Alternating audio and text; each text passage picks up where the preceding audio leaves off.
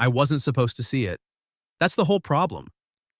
If Mia had just handed me her phone like a normal person, or if I'd looked away half a second sooner, or if the screen hadn't lit up with my name right when she passed it over, none of this would have happened, but it did. And once I saw it, there was no going back to normal. It happened on a Thursday night in her kitchen. She was making pasta badly. I was pretending not to notice. Rain tapped against the windows, one of her playlists was humming softly from a speaker on the counter, and the whole evening had the kind of easy, familiar rhythm that made it very hard to remember we were supposedly just friends. Mia and I had been best friends for 5 years, long enough that she no longer knocked before walking into my apartment, long enough that I knew exactly how she liked her coffee, I knew exactly which movie endings made her cry, and exactly what kind of silence meant she was upset but trying not to be obvious about it. We met because she corrected me in public. I was at a bookstore cafe explaining to a friend why the ending of some novel didn't make sense, and Mia, who was sitting at the next table with a tea she clearly hated, leaned over and said, "It makes perfect sense. You just wanted a different ending." That should have annoyed me. Instead, I argued back. She argued better. Then we got coffee, missed our separate plans, and somehow never really stopped talking after that. That was Mia. Sharp, funny, impossible to impress, unless you were being completely honest. Also impossible to get rid of once she decided you belonged in her life, which apparently I did. Over time, she became the person I called first. The good news, bad news, dumb news, the kind of small, pointless thing that wouldn't matter to anyone else. If something happened, Mia knew. That was just how my life worked. People noticed, of course, they always do. My sister stopped pretending about 2 years in and asked, "So, are you two ever going to admit whatever this is?" Mia nearly choked on her drink. I laughed and said, "There is no this." Mia smiled, but only with her mouth. That should have told me something. A lot of things should have. Like the way she got quiet every time I mentioned another girl. Or the way she always found some excuse to keep me 5 minutes longer at her place.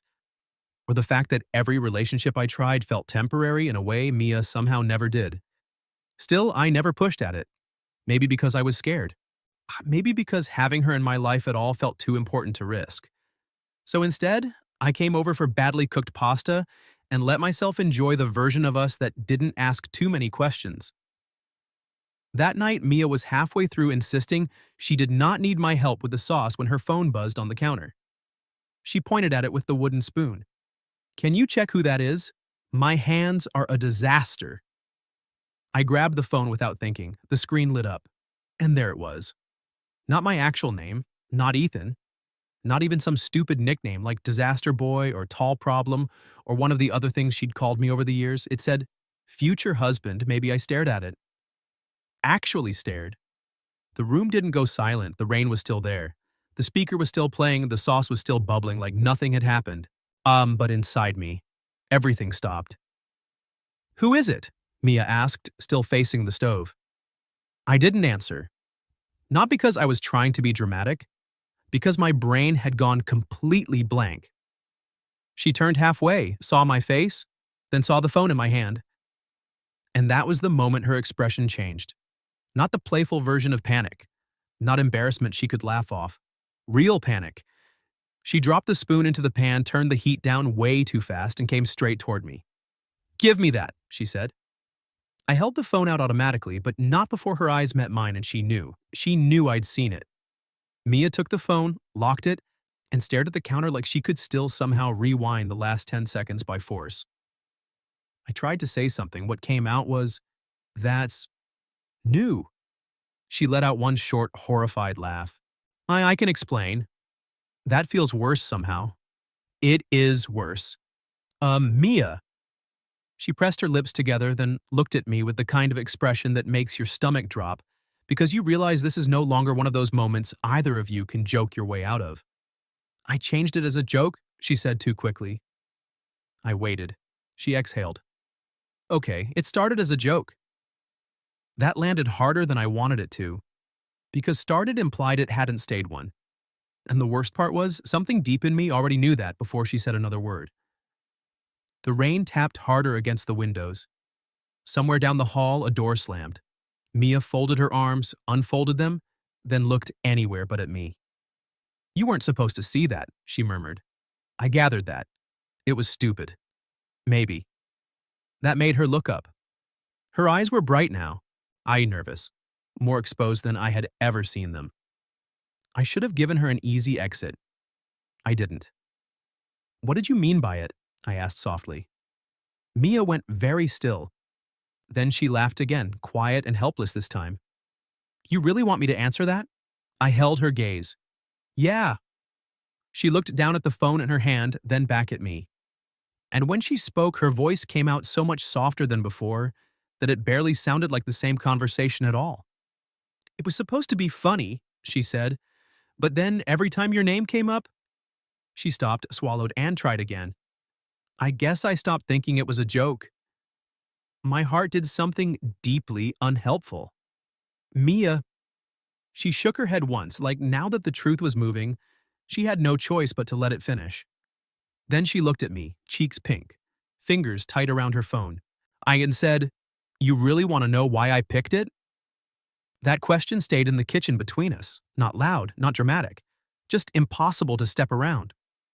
Mia was still holding her phone too tightly, like if she relaxed for even a second, the whole truth would spill out faster than she wanted it to. The pasta was probably overcooking. The rain was still hitting the windows. Somewhere in the middle of all that ordinary noise, my best friend was looking at me like she had finally run out of safer ways to feel this. I didn't look away. Yes, I said, I want to know. She let out a slow breath and gave me a tiny, nervous smile that didn't reach her eyes. That feels unfair. Probably. You always do this. Do what? Get quiet right before I'm about to embarrass myself. I almost laughed, but the moment was too fragile for that. Mia, I said, softer now. You don't have to protect me from the answer. Her expression changed at that. Less panicked, more honest. I know, she said. That's kind of why this is a mess. She looked down at the phone again, then set it face down on the counter like she didn't trust herself to hold it anymore. I changed your name after that wedding in June, she admitted. I frowned. My cousin's wedding? She nodded once. You spent half the night fixing problems for everyone else.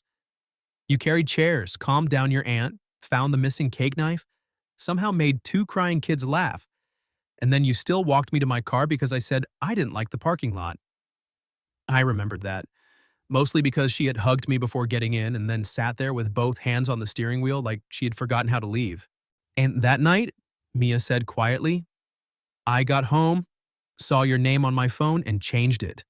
As a joke. Because the thought came into my head and it felt ridiculous enough to be funny. I stayed still. She kept going. Then every time you texted me after that, I smiled. Her mouth twitched faintly. Then I stopped changing it back because I liked seeing it too much. Then it stopped feeling ridiculous. She lifted her eyes to mine. And somewhere in there, it stopped being a joke. That landed hard. Not because it surprised me, because it didn't. Because the second she said it, too many things made sense at once.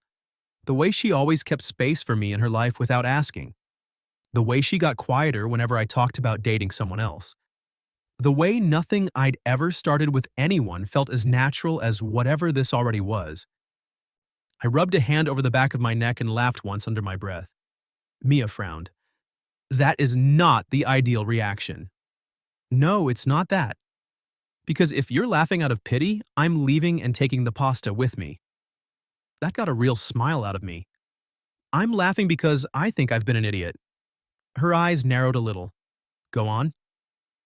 I looked at her, really looked at her, at the woman who knew the shape of my days better than anybody, the one who had somehow become home so gradually I never marked the moment it happened.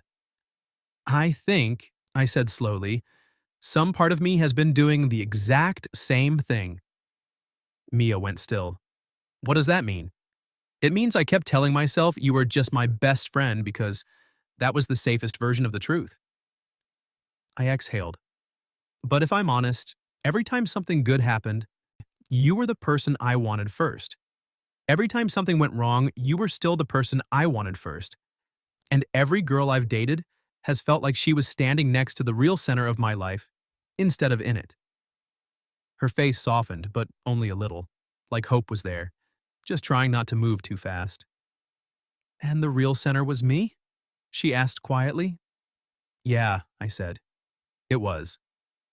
The kitchen went still, in that warm, strange way rooms do when two people stop pretending at the same time. Mia looked down for a second, smiling to herself like she couldn't quite help it. That is annoyingly good, she murmured. I panicked and told the truth. That's new for you. Feels risky. It should. I laughed softly, and this time she did too. The tension didn't disappear. It changed. It got warmer, lighter. And like the hard part had finally broken open. Then she asked, So what happens now? I stepped closer. Not much. Just enough that the space between us stopped feeling accidental. Now, I said, I tell you that if I'd seen that name 6 months ago, I probably would have gone home and stared at my ceiling all night. Mia smiled. And now I think I'm more upset that you put maybe. That made her laugh, full and real, the kind that always gets me. Oh, wow, she said. You picked that moment to get confident? I'm trying something new. It's reckless. I learned from you. She shook her head, still smiling, and looked up at me in that quiet, unguarded way that made the rest of the room disappear. You know, she said, I really thought I was about to ruin pasta and a friendship in the same night. You definitely ruined the pasta. That's not romantic. It's truthful. And the friendship? I lifted a hand, touched her cheek lightly, and gave her enough time to move if she wanted to. She didn't. So I kissed her. Soft at first. Careful.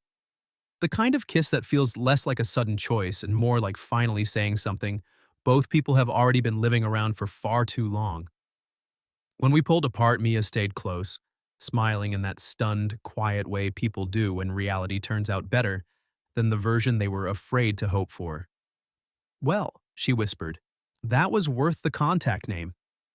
I laughed softly. It was a strong clue. You were never supposed to see it. Seems like I was. A week later, she still hadn't changed it back. That was the first thing I checked when her phone lit up beside me on the couch and Mia caught me looking. Still maybe? I asked. She smiled, slid closer, and rested her head against my shoulder. Give me time, she said. And somehow that felt even better than a yes, because that was the thing about Mia and me. Nothing about us felt rushed once it was real. We still teased each other, still stole food off each other's plates, still argued about books and movies and whether I was overwatering the plant she swore I was killing. The only difference was that now, when her name lit up on my phone, I didn't have to pretend my whole day got better because of it. So tell me, if you were in my place, what would you have done when you saw that contact name? Leave it in the comments. And if you like this story, don't forget to like the video. Subscribe to the channel and I'll see you in the next one.